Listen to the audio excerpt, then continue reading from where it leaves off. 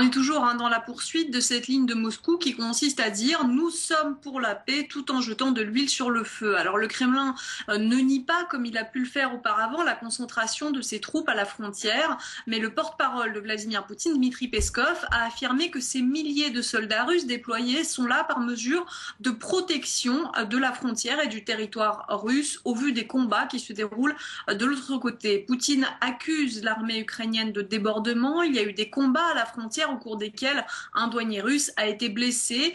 Dans le même temps, il soutient officiellement, vous le disiez, le cessez-le-feu. Il dit que tous les combats doivent cesser, qu'il doit y avoir un dialogue entre les séparatistes et le pouvoir, mais finalement, il jette toujours la pierre à Kiev, disant, vous le disiez dans le reportage, que ce cessez-le-feu ne doit pas être un ultimatum aux séparatistes. À aucun moment depuis le début du conflit, il n'a appelé ces derniers à déposer les armes.